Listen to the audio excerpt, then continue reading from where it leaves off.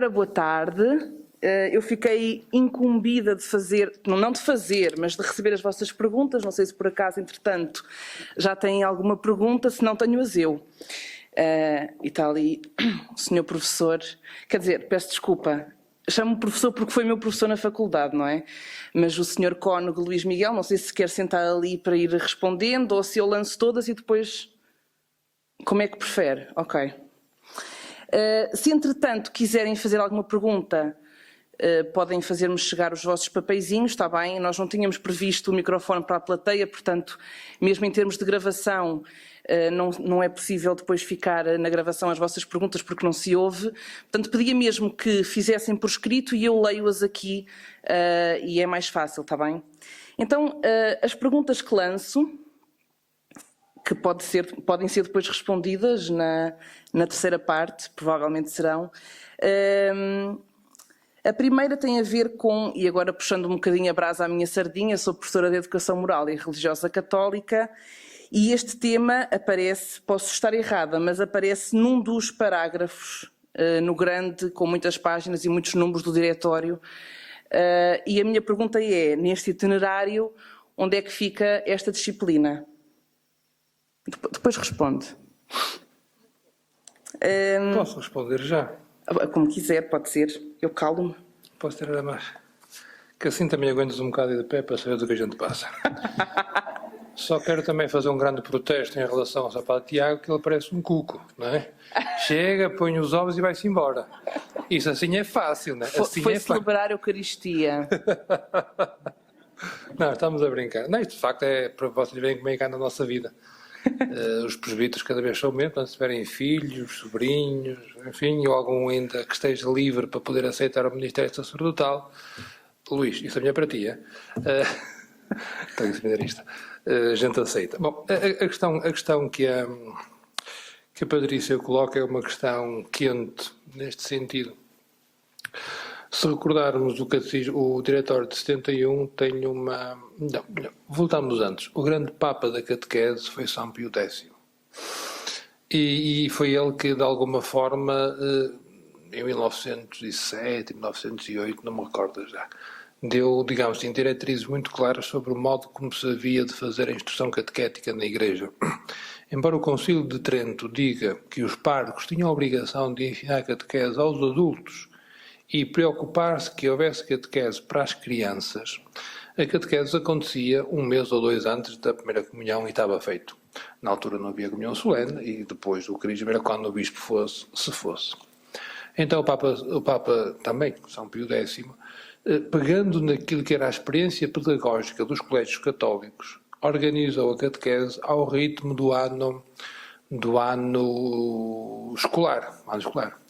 Isto ficou de tal maneira vincado que eu recordo-me era pároco há pouco, 1 ano ou 2, e chegou um senhor muito zeloso numa das paróquias que eu tinha e disse: olha, Sr. Padre, é preciso matricular o meu filho na catequese. O seu filho na catequese? Mas eu pensei que só tinha um. É só aquele. Mas como ele agora vai para a escola infantil e como a gente matriculava as crianças na catequese, quando as matriculava na escola, não sabia se era agora, se era depois. E lá, com toda a minha paciência, lá e a minha cara de póquer, lá consegui manter a serenidade e dizer, não, quando for para a escola primária, quando o menino tiver 6 anos, e depois falámos e tal. Mas vejam como está vincado no inconsciente das pessoas que começou a escola primária, começou a catequese. E como ele tinha ido para a pré-primária, ou pré-primária, escola infantil, não sei como é que se chama, a pré-primária. Ou pré-escolar, pronto, desculpem lá, não sei. Como foi para essa coisa, o homem zeloso, notem, era um homem muito bom, muito zeloso. Ele teve a perguntar se devia inscrever já a criança. Isto a partir de 1908, 1909. O diretório de 71 tem ainda uma concepção muito escolar da catequese, e a catequese era, digamos assim, dada, que é assim que se usava a expressão, muitas vezes no tempo da escola. Por esta Europa fora, era frequente, dentro do horário escolar, estar... Hoje na Polónia é assim. Hoje na Polónia ainda é assim. Na Polónia não há catequese paroquial.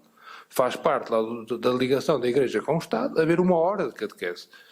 1 hora, quer dizer, um tempo de catequese, não sei se é 1 hora. Por isso, porque a catequese era dada ao estilo escolar e em muitas escolas a hora de religião era hora de catequese, ainda é frequente encontrarmos pessoas que consideram igual a educação moral e religiosa católica, que temos desde o primeiro ciclo até o 12º ano, e catequese. Quando as coisas são completamente diferentes. A catequese visa fazer uma iniciação cristã daqueles que querem fazer esse itinerário catequético, tanto de passar da situação de não crentes, não gosto de usar a expressão pagãos, de não crentes a crentes, através da vivência da palavra, da celebração dos sacramentos, da participação na vida da comunidade e no compromisso missionário com a Igreja. Isto é catequese. A MRC tem como objetivo fazer uma síntese cultural de matriz cristã. Não visa fazer crentes e destina-se a todas as pessoas, crentes ou não crentes. Tem a particularidade de que a síntese cultural que se faz é feita dentro de uma chave de interpretação que está de acordo com aquela que é a matriz do nosso país, que é, no caso concreto, a tradição judaico-cristã. São complementares, não se opõem, antes interajudam e interrelacionam. Porque uma pessoa que faz um itinerário de iniciação cristã tem na aula de Educação Moral e Religiosa Católica um lugar onde faz a síntese cultural que está aprendendo as outras matérias a partir da perspectiva cristã, e o que faz o que não é crente, mas que quer perceber um bocado dos valores e da identidade do país em que está, tem nas aulas de Educação Moral e Religiosa Católica essa oferta de síntese cultural. Acresce que nesta discussão das aulas de moral, de cidadania e demais confusões que por aí existem, que não me quero meter nisso, basta apenas olhar um bocadinho pelo que acontece por esta Europa fora e perceber, sobretudo a partir do relatório, já antes no relatório da Unesco, do Delors, mas depois em 2013 ou 2004, na França, o relatório da Régie Debré, diz que não há transmissão cultural sem ter presente a componente religiosa. Digo, pessoas que não são católicas, que não são crentes, são apenas peritos em educação e intelectualmente honestos. Por isso, a catequese e a educação moral e religiosa católica não se confundem, complementam e interajudam. Como professora, não sei se concordas. Sim, claro. Aliás, essa é a palavra que aparece, complementares. Portanto, fez bem o trabalho de casa. Obrigada. Tenho aqui algumas perguntas. Há quem se vingue de eu a ter avaliado. Tenho aqui algumas perguntas. Algumas eram para o Padre Tiago, mas pronto, sendo padres, são da mesma... Não é? Acho que dá. Eu posso juntar as duas e acaba... Quer dizer, elas relacionam-se, o professor lá vê como. Bom, a primeira... na primeira comunicação falava de aprofundar a fé. E então a pergunta que é... Será que pode dar algumas sugestões de como é que se pode fazer isso em pequenas comunidades? Se os pais não frequentam a comunidade, a não ser nas festas, como e o que é que podemos fazer para mudar esta situação? Se a meta é o crisma, para serem padrinhos, e depois acabam por desaparecer, não é? E então, no concreto, no dia-a-dia, de nós catequistas, o que é que temos que fazer para dar resposta a este novo diretório? Era a pergunta.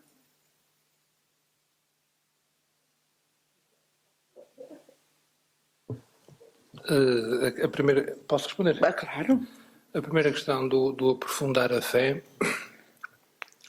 há uma consciência que a Igreja tem e que vai tendo cada vez mais, que é a importância das pequenas comunidades. Se repararmos desde o início da história da Igreja que as comunidades nasceram na casa dos cristãos, nas casas das famílias, onde se juntavam uns aos outros, ou seja, pequenas comunidades.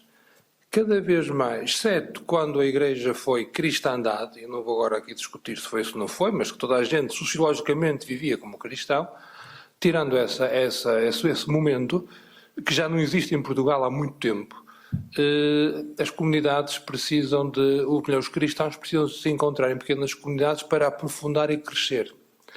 Daqui a importância que tem, por exemplo, os novos movimentos eclesiais. Caminho neocatecumenal, daqui era Lúbico, como é que se chama? Os focolares, Schoenstatt e por aí adiante. Porquê? Porque eles efetivamente reúnem-se em pequenas comunidades, formam pequenas células, digamos assim. E na história da Igreja nós temos muitos e bons exemplos de como as pequenas comunidades foram capazes de revitalizar a fé. Pensem, por exemplo, os grupos de revisão de vida da Ação Católica. Aqueles que são mais velhos um bocado que eu lembram-se do que isso foi, não é? E a importância que esses grupos tiveram no aprofundamento e na formação de gerações de cristãos. Porquê? Porque eram pessoas que reuniam-se com periodicidade para fazer aquilo que eles chamavam a revisão de vida e a partir dali ver um problema, analisá-lo, julgar a partir da mensagem de Deus e agir em consequência. Por isso a fé gerava vida e a vida interpelava a fé, por isso formavam-se cristãos. Há um momento chato, desculpem usar a expressão chato, ou melhor, menos feliz na Igreja, com as pequenas comunidades, que foi alguma deriva marxista nas comunidades eclesiais de base da América Latina. Esse ambiente, em algumas comunidades, correu mal. Não foi tudo, nem de formas de generalizado, mas algumas correu mal. Como aqui em Portugal, em 74, 75, alguns grupos da Ação Católica. E, por medo, tem-se afastado essa prática. Mas onde essas pequenas comunidades são incentivadas, isso tem resultado e tem havido, digamos assim, um lugar de crescimento. Nós, na Arquidiocese de Braga, temos aquela proposta que se chama Grupos Semeadores de Esperança. Pode ser textos complicados, não sei, mas aquilo foi pensado exatamente com este objetivo. Pessoas sem grande preparação podem pegar naquilo e, num pequeno grupo, nas suas casas com os vizinhos, num grupo de apostolado, em pessoas, por qualquer motivo, vivem, aprofundam, rezam, põem as suas questões em comum e por aí adiante. Pensem, por exemplo, os grupos de casais. Aqueles tais aqui que pertencem a grupos de casais, a maravilha que não é ter uma meia dúzia de pessoas com a mesma problemática que nós, com quem nós podemos partilhar as nossas inquietações. Às vezes basta pôr cá fora o problema que temos e tomar consciência que os outros o têm ou já o tiveram. Isto bem que não faz. E depois, se nós temos um ambiente onde podemos estar à vontade e podemos ter alguém que partilha da mesma fé que nós e nos ajuda a compreender a nossa vida à luz da fé, o bem que isso nos faz. O bem que isso nos faz. Por isso, respondendo de uma forma muito, muito simples, para aprofundar a fé, devemos criar ou participar em grupos de dimensão humana. 15, 20 no máximo, pessoas. Que fazemos um caminho em que nos tornamos amigos, próximos e temos relações quentes e crentes. Relações quentes, porque somos próximos, somos amigos, mas também somos crentes. Somos crentes. E quando isso existe, é um grupo fantástico. Eu próprio, para aí há 11 ou 12 anos, que pertenço a um grupo desses, é um grupo de leigos, mas estão lá religiosas e eu que sou padre, é assim um grupo de leigos sui generis, não é? Somos pequenitos, agora somos poucos e tal, mas o que é certo é que a segunda-feira temos reunião. Nós cá nos encontramos e cá nos vamos animando. Eu, como presbítero, que tenho os recursos que tenho, ou seja, eu tenho recursos de fé que a maior parte dos leigos não tem. Quer quem me possa... A mim é muito fácil encontrar um confessor. É-me muito fácil encontrar um diretor espiritual. É-me muito fácil ter tempo e recursos para fazer um retiro espiritual por ano. Eu tenho isso tudo. A parte dos leigos não tem. Portanto, eu sou um privilegiado nesse aspecto. Mas também preciso e sinto a necessidade deste grupo para viver a fé com os pés na terra. Com os pés na terra. Por isso, e sintetizo, para aprofundar a fé é cultivar a vida dos pequenos grupos. No caso da Arquidiocese de Braga, temos os semeadores de esperança como um desafio que a Arquidiocese nos faz. O nosso bispo e a Arquidiocese no seu todo. Se os pais não frequentam a catequese, o que é que a gente deve fazer? Bem, vamos embora. Vamos embora. De facto, nós estamos numa época nós estamos numa mudança de época, não é? Temos ainda aquela coisa, as pessoas inscrevem-se na catequese porque querem ser padrinhos, porque eu vou e mando o meu filho porque o meu pai também me mandou, ele mandou-me só até à comunhão solene, por isso ficas só até ao 6º ano, depois vais-te embora. Isso tudo acontece. A minha resposta pode não ser muito simpática, mas é aquela que eu acredito e é aquela que eu vou dizer. As pessoas chegam até nós, seja por que motivo for. As pessoas chegam à paróquia por que motivo for. Temos que ser capazes de os acolher bem. E fazer uma oferta que seja adequada e que vá de encontro às necessidades da pessoa. Nós temos como exemplos já concretizados, temos, por exemplo, é uma dificuldade muito grande implementar. Eu sei que é, eu não estou a dizer que é fácil. Temos, por exemplo, a questão da catequese familiar, que é uma catequese em que os pais são convidados, eles próprios, a fazer um caminho, juntamente com os seus filhos. Mas se nós, isto aqui é o que eu ia dizer a seguir, mas já vai adiantando. Se nós formos capazes de responder àquelas que são as verdadeiras interpelações das pessoas, nós como igreja, como comunidade, seguramente que o Evangelho será significativo. Se nós não usarmos de misericórdia, não conseguimos transmitir a fé. Portanto, nós não somos donos da verdade, não somos donos da igreja, não somos donos de nada, somos servidores da fé. Se somos servidores da fé, fazemos o que está ao nosso alcance para que a pessoa possa, de alguma forma, encontrar o rosto misericordioso do Senhor. Se eu vou numa atitude mais legalista, aí temos, agora estamos aqui só nós que ninguém nos ouve. Os padrinhos com carisma deram cabo da catequese. Não digo a ninguém, deram cabo da catequese. Porque os miúdos não querem andar na catequese. Os pais não querem que eles andem. Os catequistas sabem que eles não estão a aprender nada. E ele diz, quando for crismado, vou-me embora, nunca mais cá volto. Quem é o mais sincero destes todos? Estás a ver a ideia? Claro, só que nós com aquela coisa para prender os miúdos ali a 10 anos, levámos, se não fores crismado, não és padrinho. Espero que o seu bicho não me ouça. Eu também faço poucos batismos, como vais imaginar. E não sou parco, portanto não tenho essa batata quente na mão, por isso falo com alguma folga, não é? Mas não é pelo crisma que a gente vai preocupar se o indivíduo vai ser bom ou não vai ser bom padrinho, não é? Só faltava isso. Só faltava essa. Agora, se a gente for capaz de os acompanhar, de os amparar, de ter paciência, eu não vou aqui falar de casos, porque iria falar de casos pessoais e não posso fazê-lo, mas ao fim de 4, 5 anos, com muita paciência, consegue-se alguma coisa. Ou melhor, deixamos que Deus consiga alguma coisa. Agora, se queremos em 5, 10 minutos resolver o problema, isso não é possível. Reparaste como eu falei 10 minutos e não respondia nada. Tive que ser esperto, não é? Mas a catequese é para adultos, já desde o Diretório 97, que o centro da catequese são os adultos, não são as crianças. Por isso, se as pessoas, se os adultos, e a criança não é adulta, ou seja, não é capaz de se autodeterminar, ela precisa de alguém que seja responsável por ela. Se a criança não tem essas garantias, é só tirar a dedução básica.